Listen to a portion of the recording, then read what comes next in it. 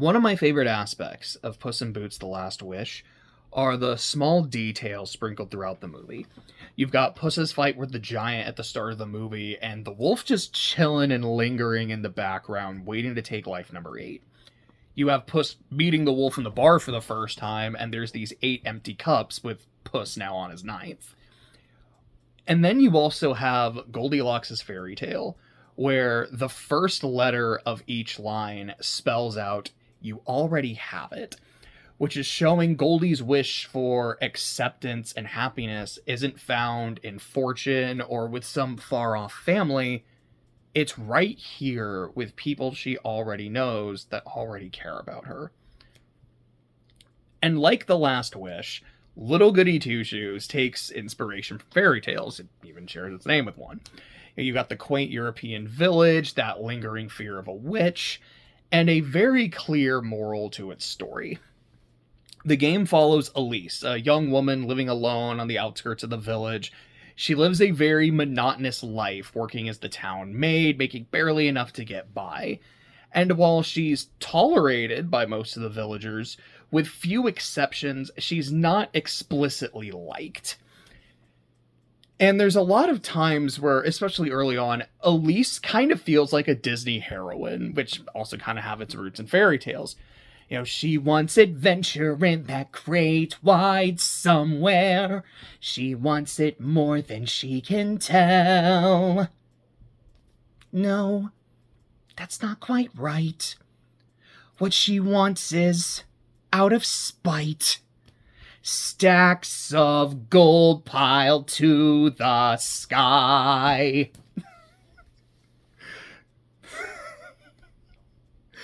But genuinely, she does want more than this provincial life. But she does want more than her provincial life. She wants gold. She wants fortune. But what she really, really wants, her Spice Girls wish, is to not have to demean herself to gain respect. What she wants is respect. She wants to be valued. And she won't accept a life that she doesn't deserve. But, luckily for her, Elise is offered a way out of her provincial life where she can have that fortune, she can have that respect. You don't have to demean yourself. People will look up to you. People will envy you and want to be you. After she receives a pair of ruby slippers, she receives an invitation from him. And I can't lie. Like, when I first read that, my brain immediately thought of the Powerpuff Girl. Like, oh, Elise, all you need to visit me are 3 little things: the tender flesh, the sweetest nectar, and the good company. And then, I didn't read any time, he talked or anything, from that voice, but, oh gosh, it's just a funny image in my head. But, like I said, she gets an invitation from him.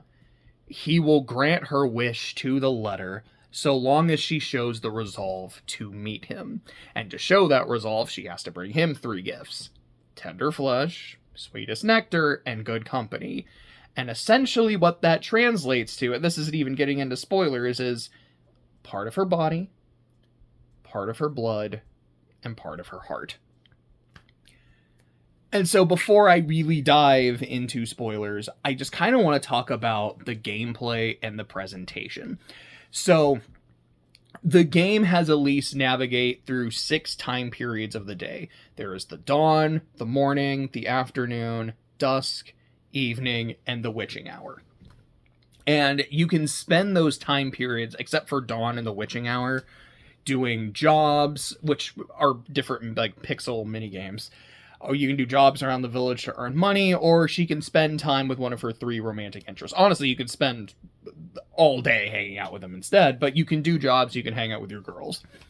There are 4 meters that you have to manage. There is your health, sanity, suspicion, and stamina. If any of them hit 0, Elise will die. Doing hard work for little pay while having to manage that pay just to survive, I think does really help empathize the player with Elise's plight and her situation. Personally, the wood chopping minigame was my favorite. I was able to do consistently really well on it and just make a lot of money doing that. Of the meters, I found stamina to be the most obnoxious, as it just depletes after every time period. I would prefer if it didn't kill you when it hit 0, but it had other effects. Like when it's at 0, Elise isn't able to run, which in the witching hour would basically mean death. If you're at really low stamina or you're at 0 stamina, Elise isn't doing as well in her job. So yeah, you won't die, but you're not going to be making as much money either. Or maybe even something like, once it hits 0, you have to take time to rest. And then after you've rested, your stamina is back, at least back up slightly, but you've missed out on time. Maybe the girl you've been trying to romance for the good company, that's not gonna happen anymore. Or like you missed an important period, or you can't make money anymore kind of shit. I would prefer that rather than just straight death, because that's a more, realistic effect of hunger. But it's not, the implementation as isn't really horrible by any means. It's just kind of a personal preference. I do find the sanity meter to be kind of mostly pointless. Aside from some optional areas that I just didn't bother with, your sanity isn't really going to be affected a lot throughout the main game. When you talk to the golden girls, who you can just kind of find throughout, and sometimes they give you items, sometimes they don't, but they always give you lore, so you're gonna do it. But when you talk to the golden girls, your sanity goes down a bit. So it's something you have to manage, but it's not a big enough problem where you really have to manage and focus on it. It just kind of feels tacked on. And while if your suspicion gets high enough, which for me wasn't a problem because I was always feeding Molly. Sorry, I wanted to make sure I said her name wrong. That's one of my favorite bits in the game, where no one says Muffy's name right. But I always kept Muffin fed, so except for the apple strudel, because like, nah, that's too valuable. I'm not gonna waste this on you. So I didn't really have to bother with suspicion. But I know if it gets maxed out, you don't just get a game over. There's a whole cutscene, and I was hoping there would be something like that for sanity. Like, oh man, like you just start just crazy shit, and it just kind of like, the walls close in on Elise, and then you just get a game over. I was hoping it would be a more interesting game over. I was hoping there would be more in-game consequences of low sanity. Like, maybe there's more interface, like, weirdness going on with the game. Maybe Elise will start to see things that aren't there. Like, you're having a conversation with a townsperson, and it just takes a weird turn, and Elise has no idea what they're actually saying. Like an Eternal Darkness kind of thing. And yes, like, I understand, like, this is an indie game. It's a very small team. At least that's my understanding, is that it's a pretty small team. So that might be asking too much. But it gets to my point of, the sanity meter for me feels very tacked on, and it really stands out when so much of the rest of the game, both in terms of its story, its aesthetics, and its gameplay, feel very intentional. And with that, sorry, I was about to jump into the aesthetics, but I do need to talk about the witching hour. So Dawn, you don't really do, like I said, you don't really hang out with people or work at Dawn, because it's mostly just kind of story stuff. Witching hour is when you're actually doing like puzzles, finding keys, trying to avoid monsters. Honestly, they can be kind of hit or miss. Like the crow sections of the witching hour, I generally didn't enjoy. I found the hit detection, like from the birds and from avoiding the thorns, could be kind of jank at times. The bit when, I know this is a little spoiler, but like nothing super crazy, but when you're linked with the kid and like his movements match yours, you have to make sure you're moving in a way where he doesn't get hurt. When you're doing it with the tiles that fall, I found that section very jank. There were points I was like, why did that hit me? That was weird. When you're doing that section like right after, though, where there's like nothing to hurt you, it's just navigating the actual puzzle, that was incredibly fun.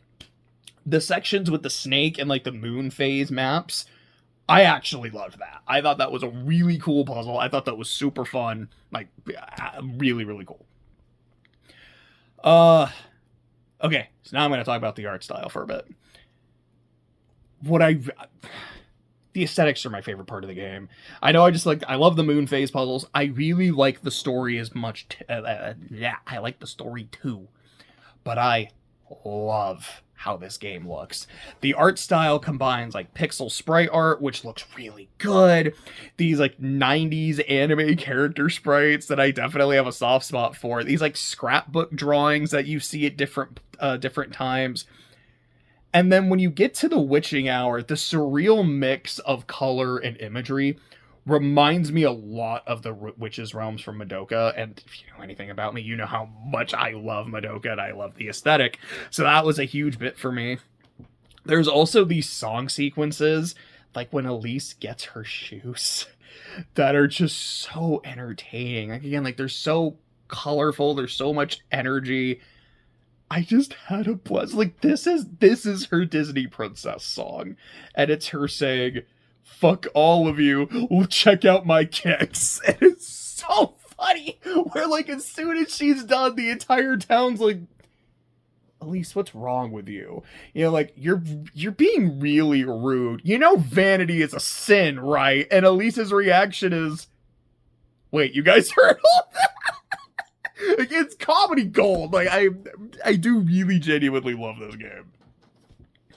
So now I'm gonna go into like full spoilers to just talk about the ending and all that stuff. So 5, 4, 3, 2, spoilers are live.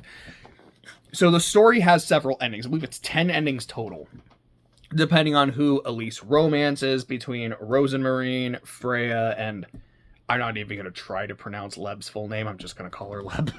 So depending on who she romances, which offerings that she gives to him, if and when she actually tries to back out of the deal, you can get everything you ever wanted by sacrificing the one you love and realizing that this was a terrible decision. Her life is now empty.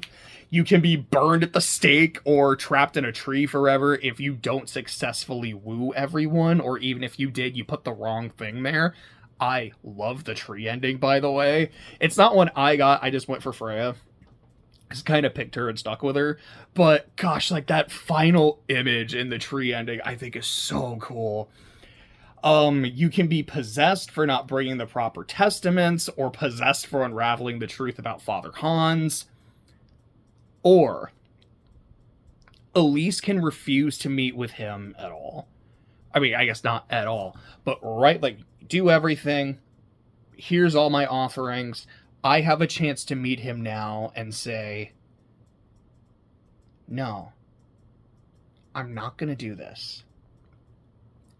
Because through wooing this person and getting to know them more, it's also like not only has like feeling something for another person, like maybe not want to risk this person's life because I kind of have an idea what's going to happen. I become more aware of myself, my own flaws, and what I actually truly want. I want a happily ever after with this person, gold or no gold. With Rose, Elise kind of takes some time to herself, to work on herself and be a better person, and Rose does the same before they meet each other again and get together. With Freya, they move away, and Elise is like, I am going to support you in your dreams. You want to be a seamstress? I'm going to do everything I can for you. And she's like, Elise, you know, you're giving up your dream of fortune for me. Nah. See, you're so good at what you do. We're going to make money. We're going to make so much money. We can open another shop, and then we can make more money. She's like, no, I'm still greedy. But I get to do it in a way that makes you happy. Or she doesn't leave and ends up staying and becoming the mayor of the town with Leb by her side as like the village elder. And to me, this is where we really get what the moral of the story is, because to me, it goes beyond just don't make a deal with the devil. And it's also, I don't see it as glamorizing, you know, you have to work hard instead of just taking shortcuts. Little Goody Two Shoes is a story about perspective, and it's about spite. There's a great line from Atlanta about spite. Quote, spite can be very powerful, but it can also leave you depressed and empty. Goals stop becoming yours. You start becoming a book written by somebody else, someone with no incentive for your well-being. And I think that perfectly describes Elisa's story. Her desire for fortune is powerful, but it's rooted in anger. And that not only blinds her to her own faults, but to the intentions of others. It blinds her to the love that she's shown from Rose, from Freya, and from Leb, but it also blinds her to him and the witch's manipulations. This goal isn't hers anymore, it's theirs. They are the ones writing that book. Unless Elise has the self-awareness to let her anger go and realize the life that she's always dreamed of isn't worth losing what she already has. She doesn't need him to grant her wish.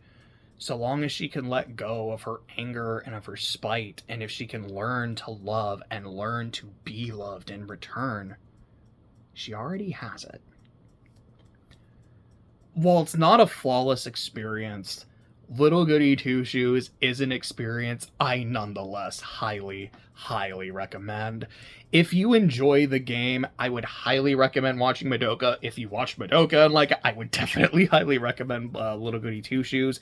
Like I said, there's a very similar aesthetic, and I feel like a very similar theme and kind of similar plot as well. Yeah, that's pretty much it. Game rules. Go play it.